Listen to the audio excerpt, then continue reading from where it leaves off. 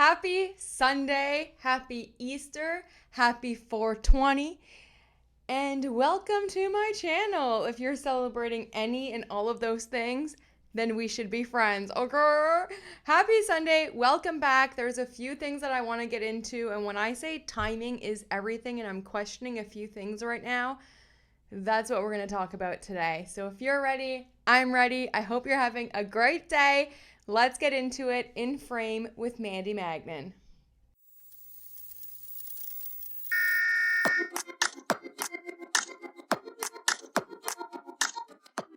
First, I just want to preface by saying if you hear a dog snoring or some heavy breathing in the background or licking of themselves or whatever, the dog has decided to plop herself right down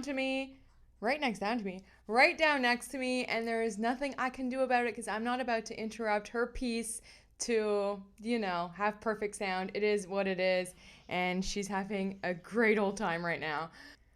I just want to share some goodness that I felt today, like in my soul. I went to morning mass and it was just so uplifting and so amazing. And the choir absolutely slayed. It was such a good service. The resurrection, it was such a good service. And I just want to show a really quick clip of the organist at the end of the service, how she absolutely just blew me away. Here's just a quick video. If you're not into church, I'm not trying to put God onto you, okay? But it's the music, right? It's the music for me, and I just want to share a little bit of that goodness with you. It's a super short clip, so check it out because I thought it was freaking phenomenal.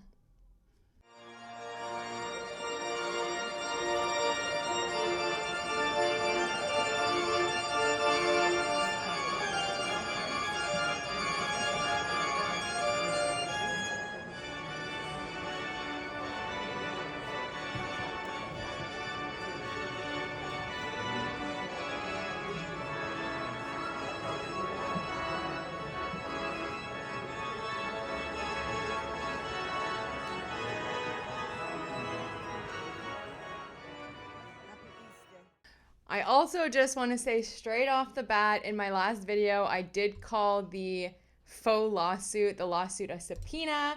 My bad. Sorry about that. Sorry for leading you all on and saying that I found the subpoena when it was just the lawsuit that we read and went over. And yeah, my bad. And I appreciate the nice comments of the people who let me know. I always want to be held accountable and, of course, correct my own mistakes. And then there are some people who are kind of rude and belittling and insulting. There are ways to address issues, and I hope that we can all hold ourselves to a standard, that if we were having a conversation face to face, you would speak to me the same in that conversation as you would behind your keyboard. So let's just keep that in mind while we're here, okay? Now let's get right into what the tea seems to be for the last 24 hours. Sorry, I'm looking for my lip gloss. So the people are breaking this story. It first came out on TikTok and now it's kind of everywhere. And I see a lot of YouTubers and content creators talking about how Liz Plank's address is the same address as Van Zandt, which is the same address as ML Management, which also has ties to Sloan, which we talked about a few days ago, but without the Liz Plank information. Now, I don't think this is, just my opinion so far, as big of a thing as everyone is making it out to be. I do find it very interesting that Eric Binder is tied to all of this, and I do find it interesting that, of course, they're using the same management company. However, it is a small world. Think about how many times just in your personal life, I know from my own experience when I go to castings or movie premieres or any kind of thing within one industry, how many people you meet who know somebody who worked with a person you worked with, who it all comes together. And how many times in your own life have you been like, dang, this world is actually really small? Well, imagine when you get to like a certain level and a certain level and a certain level, it just becomes smaller and smaller. Pause. Arker. So I just think I don't think it's as big of a deal so far as we think it to be, or as people are running it to be. Liz Plank and Ryan Reynolds have known each other for so long. That is very clear, and we're going to get into some of that. But it is not strange that they all use ML Management Corporation, since ML Management Corporation holds over 100 businesses and entities, and they are a huge organization in the entertainment world. So far, I just think this might be a little bit of gossip for people to run with, and I'm not really sure it does anything for the case and or proves anything. I just think that they all kind of use the same people, and it's very common. On another note as well, I also saw a user try to tie in Give Lively Give. I gotta look this up. I have it right here. I want to make sure I get this right. Yes. Also, I heard that people are trying to associate Give Lively, which is a nonprofit, philanthropist-funded, social impact-driven tech company, and they're trying to see if Blake Lively is tied to that. That company was founded in 2015, and it was founded by David, I'm going to blow this name, David DeParaliza and Jennifer Allen, and there is no connection so far that I can find at all with Blake Lively. Now, that's just my opinion, and is it weird? Is it shady? Of course, because she had this very strong relationship with Justin Baldoni and Jamie Heath. Meanwhile, also kind of using Ryan Reynolds for his resources, and at the end of the day, she made her decision, and it was to go with Ryan Reynolds and Snake Lively. I'm going to put that on the back burner because I have a lot to say about that.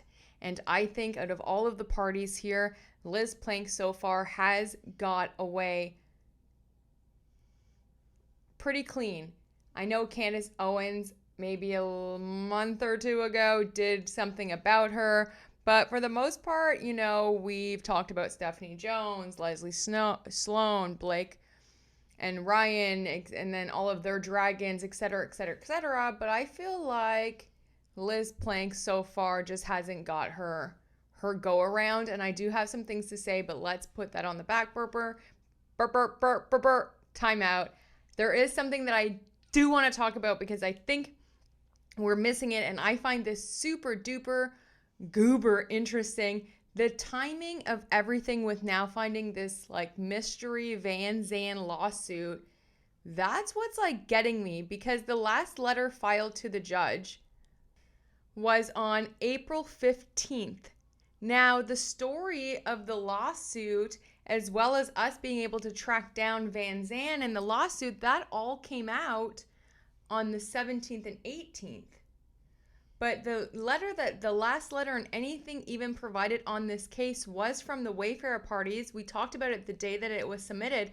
However, if you remember in this letter, it says, "We write to notify the court that the Wayfarer parties do not intend to move for leave to amend their pleadings by the April 18th, 2025 deadline set forth in the case management plan and scheduling order."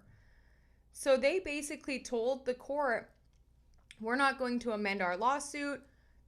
However, if the judge does, deny some of the motions, to give them a chance to amend it. But they let the courts and all of the parties know that we are sticking to our guns here. We're not amending anything. So quite interesting that 2 days after they send that letter, the day before the deadline to even submit an amended lawsuit, we find out about the shadiness that the Lively parties have been doing.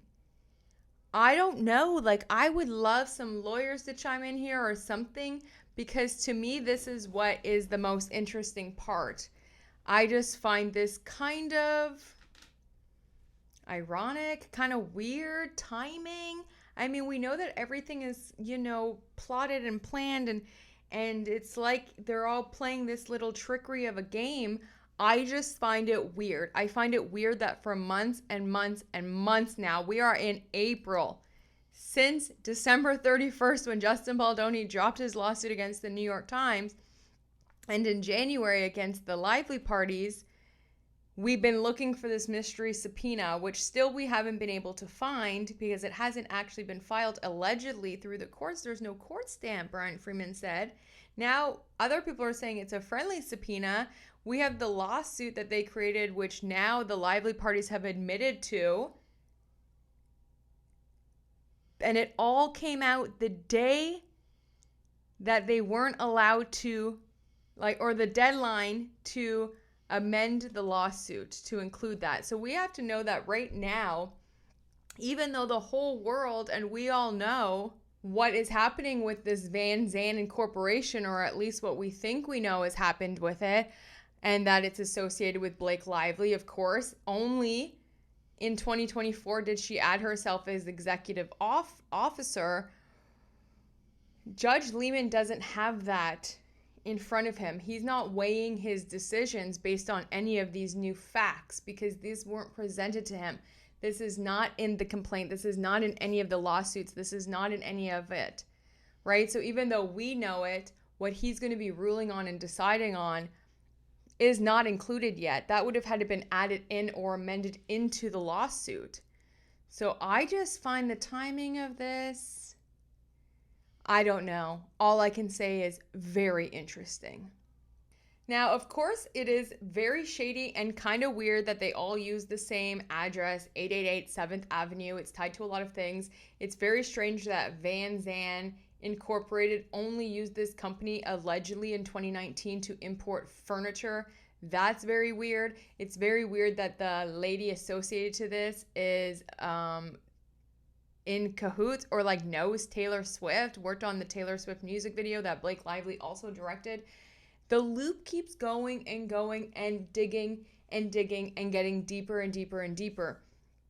What I do find very strange here is that Blake Lively, who has never used Blake Reynolds in freaking anything, okay? Blake Brown, Blake this, Blake Lively Incorporated, Lively, used Blake Reynolds when she changed it and added herself as Chief Executive Officer, Secretary, and Chief Financial Officer.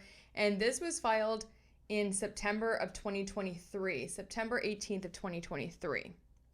What do we know from the timeline in September of 2023? Well, we know in July that July 19th, Blake reached out to Justin Baldoni and the Wayfarer parties for the second time to get her hands on all of the dailies, which as an actor, as a talent, I don't care if you're the star, if you're the lead or whatever, it is unheard of, okay? The editing is what makes the movie, is where the director's vision comes in, is the actor has no business up in there, okay? Up in there. But on July 19th, she reached out for the second time to get the dailies. They said no. On August 25th, Justin reached out to Blake to share his favorite scene. She said nothing about the scene, nothing about the dailies, and only thanked him for a matcha machine. Then on September 18th, Blake signs, and then in September, Blake signed on to be the chief executive for Van Zandt Inc. On October 17th, a month later, Blake tries to get Justin through her agent and manager, reaches out to the Wayfarer parties to ask Justin to fly to her to show her the movie. They again deny her that and say that once we're back up and rolling, we will show you a cut and we'll show you little scenes and the dailies. On October 25th, they have the meeting of the dragons.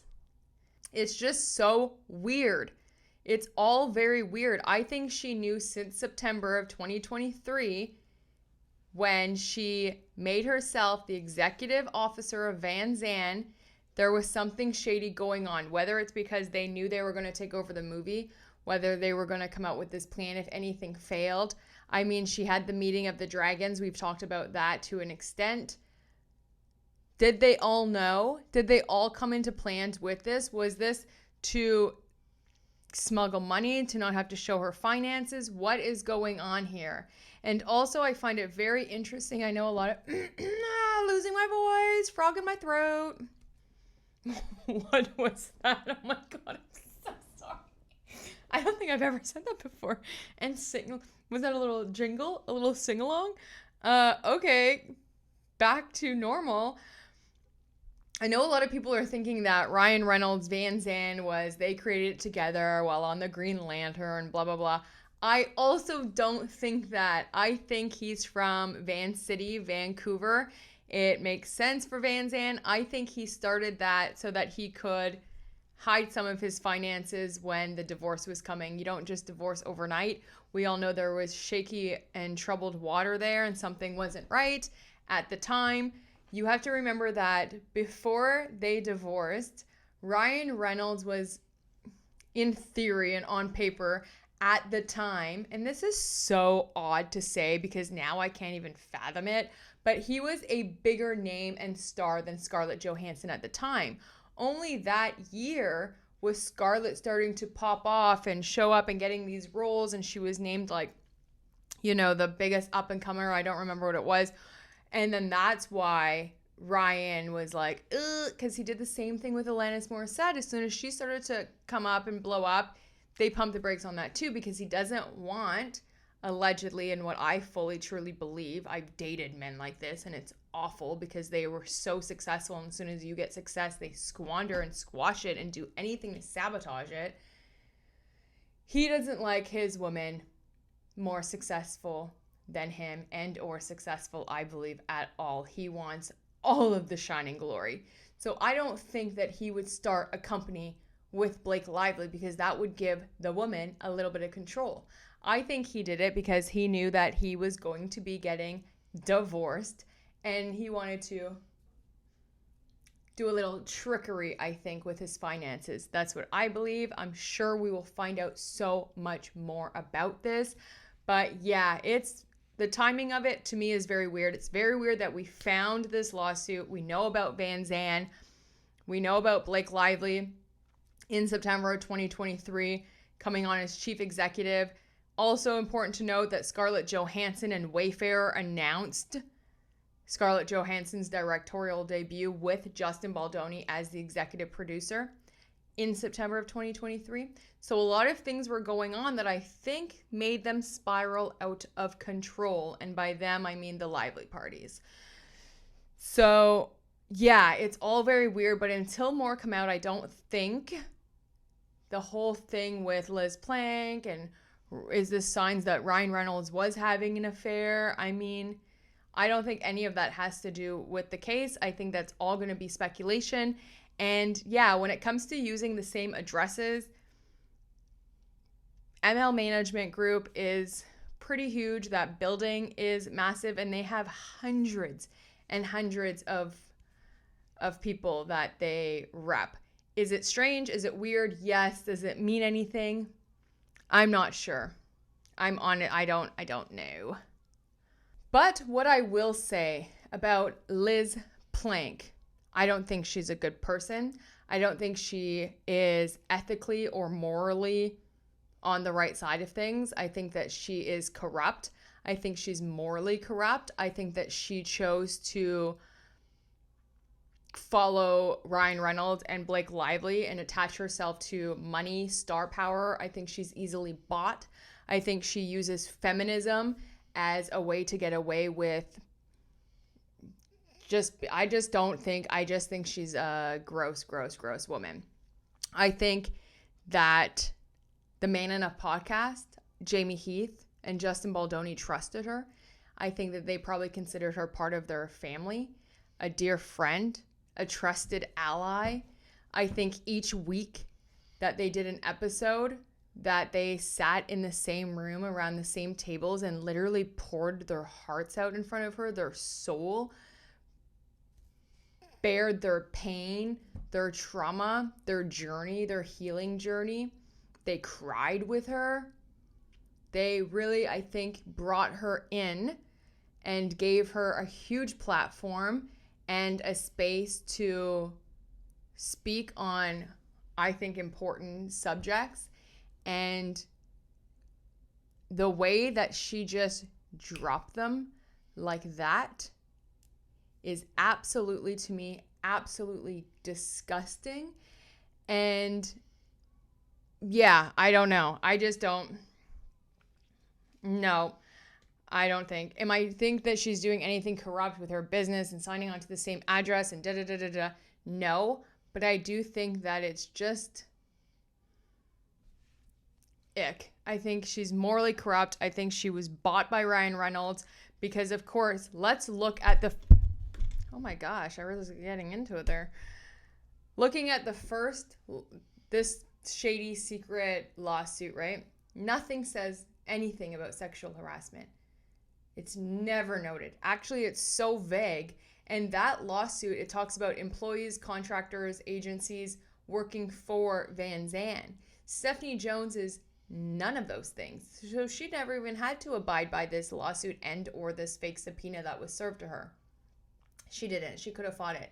But what I truly think happened is they had the text messages. Stephanie Jones got a hold of Leslie Sloan as soon as Jennifer Abel left and was like, look what I got, girl. Because, you know, she wants to be in the good graces too. Stephanie Jones also didn't like Melissa Nathan from the start. Did not like Melissa Nathan because Melissa Nathan refused to work with her. Okay? Shows Leslie Sloan's the text. Leslie Sloan shows Blake. Blake is like, oh my God, I'm going to sue him. Oh my God, he's ruining my life. I know it. Whatever. But then her lawyers were like, well, we can't use these. But you know what? They could have because they were given to them. Stephanie Jones would have been in a whole lot of trouble. So obviously there was a deal made between Stephanie Jones and Leslie Sloan about how they were going to go about this so that Stephanie Jones didn't get thrown under the bus. Never once did it include sexual harassment. But I think the smear campaign wasn't enough. It wasn't enough to tarnish Justin and the Wayfarer parties the way Blake really wanted to take them down for running an untraceable internet smear campaign against her without actually looking in the mirror and asking, where did I go wrong? What can I do better? So then she added sexual harassment. Blake Lively, right? Blake Lively added sexual harassment. She took these nuanced little things like a black man, Jamie Heath, looking at her in the eyes while she was breastfeeding, in the eyes, as sexual harassment. Didn't say anything at the time, but a month later made a joke about it. A month later said, well, I didn't know you, I knew you didn't mean to cop a feel. Right? She took these little things and turned it into sexual harassment. I mean, and then complete out lies. The birthing scene, a lie. The dance montage, a lie. Right? But they knew that they needed Liz Plank. They needed Liz Plank because she's so close to Justin Baldoni. If Liz Plank comes out, Justin and Jamie's co-host, and abandons them and leaves them, the whole world will believe us. That will start the Me Too movement for Blake Lively. That would have all women who's ever been harassed, which is what they've quoted many times. Lively's lawyers, many times, all women who have ever been harassed will know the truth. So they bought Liz Plank, and she did it. She did exactly what they wanted her to do, and it almost worked. And what I have to say is I find it very disgusting to know that if Liz Plank was the person that Blake Lively put in her lawsuit, that while she was on set, she was going to have a friend of hers who is also a friend of Justin come to set, but Blake texted them that they're clowns and creeps. And Liz Plank didn't say anything to Justin and Jamie. Why was Blake so comfortable texting you stuff like that, knowing that you're friends with them, you're besties, you co-host a freaking podcast for seasons together, and she's texting you calling them clowns and creeps? To me, that's not okay. To me, I would find it very suspicious why other people were going to my friends and talking like that about me, and for them to not say anything to me. Do you know how hurtful and disgusting that is? unbelievable the way they treated this man. They really, really, really, really, really took advantage of their kindness, of their faith, of who they are as people. These women are vile. And on top of that, one last thing before I get into the end of it all. Oh, it ends with us. The end of it all is also in Blake's own lawsuit. The things that she says, like, oh, she texted this person, she texted that person, she texted a female co-star, she texted the same female co-star, and then she texted a friend who's her friend, and then also Justin Baldoni's friend. So we all think that it's Jenny Slate as well as Liz Plank. Those texts don't make you look like a good person, Blake. They don't make you look like you're fighting. They don't make you look like you're fighting for your rights. They don't make you look like you're standing up to something. They make you look like you're a toxic employee. They make you look like a bully. And they make you look like you're doing exactly on the set of It Ends With Us what you did on the set with Gossip Girl to Penn Badgley, that you were trying to maneuver people and get power over people and really manipulate them into hating Justin Baldoni and Jamie Heath and thinking, in your own words, that they're creeps and clowns. And I think it's very interesting to note that you are claiming a smear campaign when you are the one in your own lawsuit who was going behind their backs, talking to all of these other women and insulting them and telling, oh, how you talk to them, and now they don't have to hug you anymore. What? You are the problem.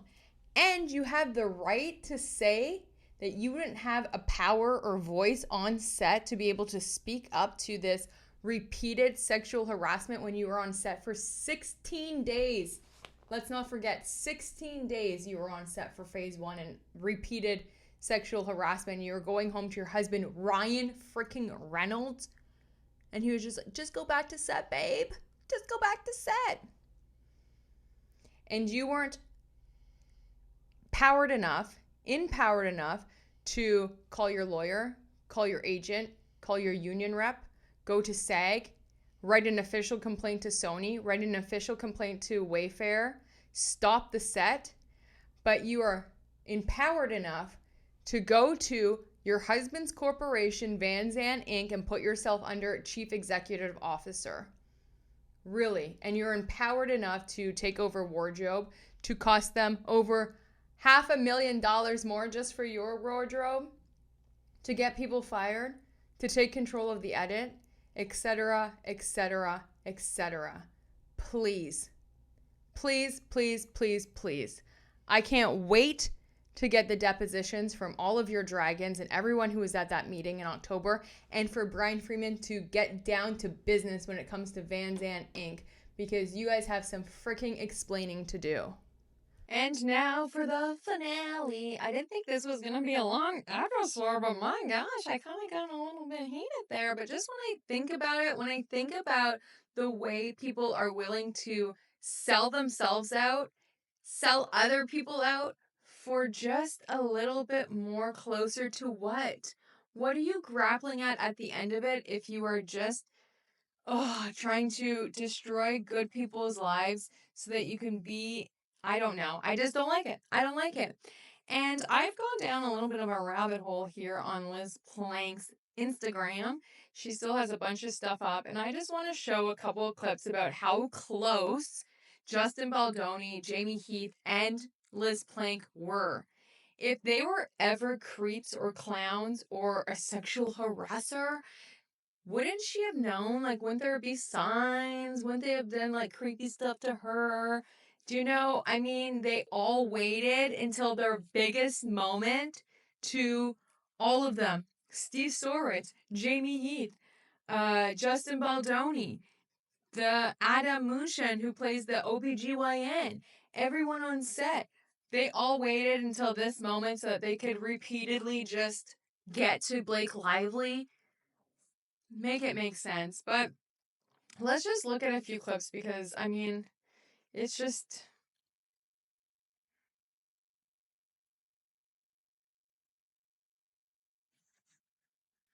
that one.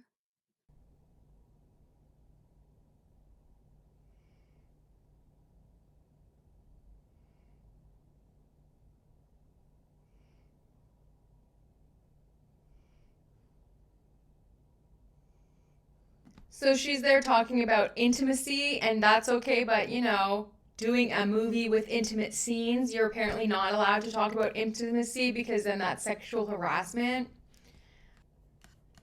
Look at that. I just want to show right here. Look at this picture.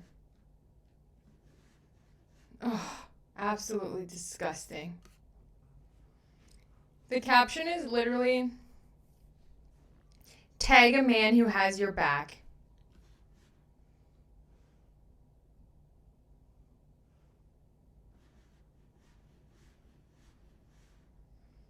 So you're saying they had your back, but you didn't have theirs. That's fantastic.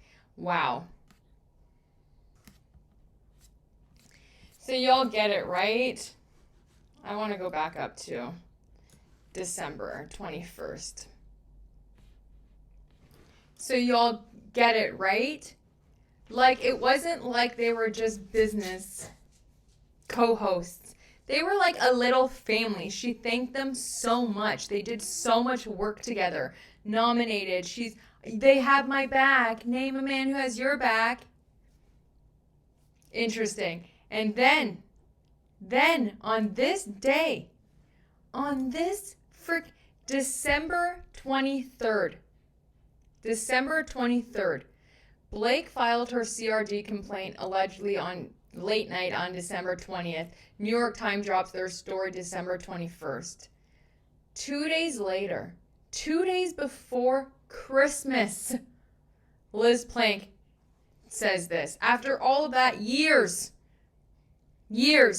of them having her back, raising her up, bearing their souls to her, she says this message. I'm writing you today to let you know that I have had my representatives inform Wayfarer, so she didn't even inform them herself. I've had my representatives inform Wayfarer that I will no longer be co-hosting the Man Enough podcast. Thank you for trusting me with your hearts and stories and holding space for mine and for making this show what it was. I will miss you, the listeners, so much. I love what this community created together with every fiber of my being, and that's because of you. As this chapter closes for me, I remain committed to the values we built together. Thank you for being here, for trusting me, and being by my side for the last 4 years. We all deserve better, and I know that together we can create it. I will have more to share soon as I continue to process everything that has happened. Everything that has happened? In the meantime, I will continue to support everyone who calls out injustice and holds the people standing in their way accountable. Well, start holding yourself accountable, girl, because you have some explaining to do, okay? 4 years you're with these men, and your whole thing is about toxic masculinity, is about feminism, is about good guys. And you're saying what this whole time you didn't know, and now all of a sudden Blake Lively alleges one thing, and 2 days later you drop your freaking besties, men who literally brought you in and probably considered you family. It's disgusting. But what I want to go to real quick, and the last thing, is this. On December 21st,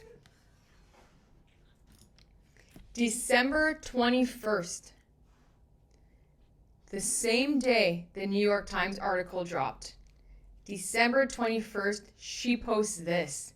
Your toxic trait is that you believed in humanity. Absolutely disgusting. As you probably know by now, this year has brought some incredible highs and some deeply challenging lows and plot twists I never saw coming. A lot of you have asked me how I'm doing, and I have to say the hardest part of losing anything I poured my heart into is that it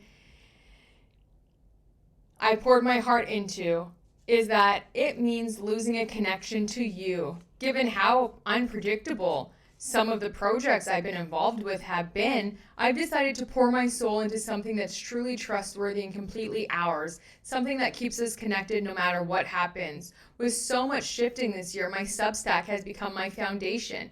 Blah, blah, blah, blah, blah, and then offers a 50% off subscription. You're telling me, Liz Plank, that the same day your co-hosts, your brothers, your allies of 4 years are accused of something, the same day you just magically have your Substack and it's your foundation and you're giving 50% off to people? No. Anyway, that's my little deep dive and rant today. I just think it's so gross. I don't know. What is going on with my mic? Anyway, that's my little deep dive today and my 2 cents on the whole Liz Plank situation. I don't think she's a good woman. I think she probably has really great intentions, however, is willing to sell her soul to get more. And I just think that that is very gross and tacky in my opinion. But yeah, it's Sunday. Happy Sunday. I'm dropping this episode today because tomorrow I will not be able to do an episode. I am going to be with my bestie and her son for Easter, and I'm so excited for the day there. And yeah, I just want to celebrate today with you all, and I hope you're having the most amazing day. And yeah, end a little bit on a positive note, as we always do. I don't really have much coming to me. I guess today is about resurrection and transformation and always changing and adapting and learning and expanding and doing it without asking why. Why me? Why is it happening to me? Like having doubt or fear or making it into a self-centered opinion to be of service to people, to be of service of life, and the universe, and to always just be open to all of the experiences and things that come your way, I think are very important. And those are the messages coming through today, really, is just, just transformation and resurrection, and don't be afraid to start something new. I don't know where that came from. But yeah, don't be afraid. You won't know until you try. You won't know until you try, and you don't know what you'll learn in the process. So keep learning, keep expanding, and let's keep holding people freaking accountable. Okay? How about that? Because there is so much darkness happening in the world, but the more light we can shine on it, and I love that so many people are coming together to really. And not only this case with Justin Baldoni and Blake Lively, of course, a lot of people have come out, started making channels and videos and really doing the work to hold the culprit, to just find out the truth, right? And to make sure that people's lives aren't being ruined by lies. And not only that, but all of the bad things are happening in the world and the evils. And I think it's really great that we are holding people accountable, morally accountable as well, and from what right is wrong. And I think light at the end of the day will win, and right will win over wrong. And we're all human. Let's not forget that. Humankind. We're all human. We're all people. And right now, we need each other more than ever. So keep being a testament to good and keep shining your light all around the world. I love you. Thanks for being here. Happy Easter, happy Sunday, happy 420. Talk to you soon. Bye.